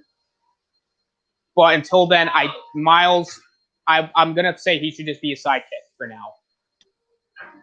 Yeah. Kind of like with War Machine with Iron Man, is that War Machine was introduced as Iron Man's partner. That's how I would do it with Miles. All right, everybody. I want to clear that up because I don't want people to think that of me, like, oh, he shouldn't be on. No, I'm saying that we should wait a little while longer. As far as the future for me goes, I know I'm kind of going to back to that, but I figured since I wanted to answer Guevara's question or just comment, I feel like that with the future, again, I agree, is I feel like that's basically how Peter's gonna be reacting. I would like to see Daredevil as like Spider-Man's lawyer. Yeah. I would like to see that. And as far as villains go, I would like to see Kraven. Oh yeah, Kraven. I forgot about him. He's one of my favorite Spider-Man villains. I love him. I love Kraven. Oh my god, like Kraven's Last Hunt is probably one of my favorite Spider-Man stories ever. Mm-hmm. Like Spider-Man gets like buried alive. Oof. Yeah, it's a big oof. I want to see villains I haven't seen before because I don't want to see another Goblin for another few years because he's still pretty recent. Yeah. I would, like I said, and I would like to see villains I haven't seen before. Like I want to see Kraven, I want to see Scorpion, I want to see them. Sinister Six. Sinister Six, yeah, but the problem is you're gonna have to do villains we already seen. Like I'm okay with them redoing Doc Ock because it's been a while since There's only one film. Yeah. But Goblin is still very, very recent, and I just don't want to see another Goblin for another few years, or at least until where I'm like, okay, I'm ready to see him. But until then, I want to see new stuff because the point with they can do what Spider-Man PS4 did. They can like switch up some characters to be in the Sinister Six. Yeah, they can do that, and I will agree with you on that. As far as who else, I mean, I don't know who I could. Maybe you could do Chameleon. Yeah, Chameleon would be pretty cool to see on the big screen. But the main two that I want to see is Kraven and Scorpion. Yeah. I don't want to see. I mean, you can probably do Doc Ock. You probably could. I mean, you could probably do Sandman again, but it's like, what are you really going to do with Sandman that they didn't do in Spider-Man 3? Like, I think they did Sandman perfectly there. Yeah. Even though I think him killing Uncle Ben was stupid, yeah, it was. But I don't know. We'll see how it goes. And I mean, I maybe would introduce Miles Morales in the third one. What if Miles Morales was the villain in the third one? That would be an interesting twist, but I don't think that will happen though. No, it probably won't happen. But that would be very interesting to see. Oh, it would. I feel like that's about it though, because like there's not really much to talk about, and we kind of wrapped up the main topics. Actually, there's one thing I want to ask you though. So me and Ninjoid, we're kind of having a little bit of an argument / debate about if superhero films should be PG-13 or rated R. Now, I said that PG-13 superhero movies, like I absolutely agree, but certain movies do benefit from being rated R. What did Android say? Well, he said that superhero movies do not need to be rated R. Yeah, it considers, you have to consider the fact that like what type of story they're trying to make, if it's going to be really serious, and like if they want to add like guts and stuff in that movie, it consider it. Yeah, you have to consider all that stuff. So it can be whatever, rated R, rated PG-13, whatever the directors feel like it should be. That's what I think. Well, because what I made this argument that like, out of all the three Wolverine movies, X-Men Origins Wolverine and the Wolverine were PG-13, and they weren't that good. And um, Logan was rated R, and it was great. Yeah. True. And you could also say the same thing about Deadpool, is that Deadpool and Deadpool 2 were rated R, and they were very good. Whereas with Once Upon a Deadpool, which was PG-13, sucked. Yeah. I didn't watch Once Upon a Deadpool. I was thinking about it, but then I realized, oh no, I'd probably be bad, so I didn't watch it. Yeah, don't. I won't. Kavari comes in, so you want Miles to be Peter's sidekick. No, I'm not saying that. I'm saying you have to have him be his like partner for maybe a couple films so you can see Miles getting training. You can't make him immediately Spider-Man. He needs to learn from Peter to learn how to be Spider-Man. You can't have him just be like, oh, I'm going to be Spider-Man because the writing exactly tells me to. No, I want to see training. That's why I don't like Rey, because Rey barely had any training, and yet she knew how to force heal. That made no sense. Yeah. I'm not saying that Miles has to be Peter's sidekick. I'm saying that we need to see Miles get training from Peter, have him work with Peter, have him be his partner, but he should not be in a solo film until he's ready in terms of writing. Do you think Iron Man will come back? But see, that doesn't work, because Iron Man's sacrifice would mean nothing if he's just brought back to life. That makes superheroes dying pointless. You can have, like, I understand that superheroes come back all the time, but it makes the MCU pointless, and it makes a lot of the deaths less emotional when you can just bring them back. True. It's like, if you bring back Black Widow, it doesn't work because her death was done fine. It was done well.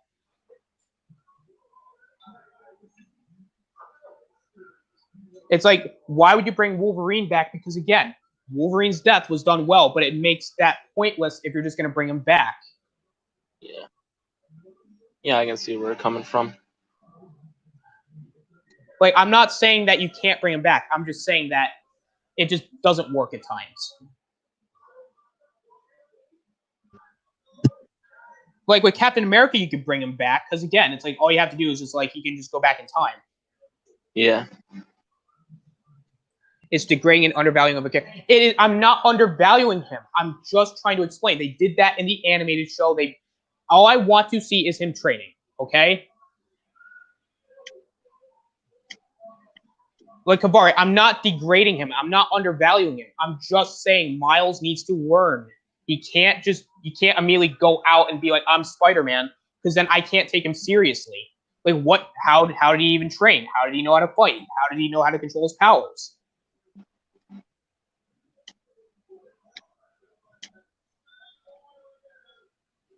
I'm not trying to argue with you, Kavari. I'm not saying that I wouldn't want to see a Miles Morales film, because I would. It's just I want to see a build-up. I want to see setup before I get the movie.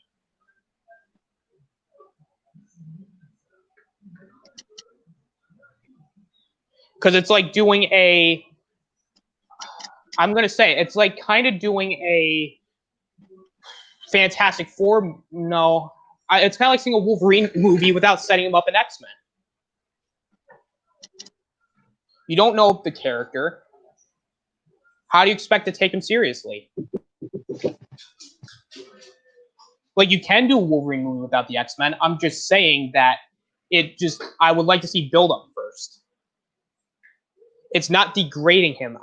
The only other way you can have another Miles Morales solo film is to just have an Ultimate Spider-Man. Dude, Kavari, dude, I'm not trying to be a jerk, dude. I'm just trying to explain to you that just there are certain things that'll work. I just personally, a Miles Morales solo film, it'll be great, but I want to see setup first. Okay. So with that out of the way, I think I'm going to end it here. I want to thank Ninja for coming on. Sour, thank you for coming on. I know it was kind of not for a very long time, but we did get a lot done. So I'm going to wrap it up here, guys. Thank you for watching. I want to thank Kavari, Nicholas, Ninjoid, Sour, Jason, everybody for coming on to the stream. It was very, very fun. Like I said, I love, being able to do live discussions like this. I think this is my favorite one so far because I was able to discuss with people in the chat. I was able to, discuss with Ninjoid, Sour, like everybody. And overall, I think it was a very great stream. Sour, if you're still there, can you tell everybody where they can find you at?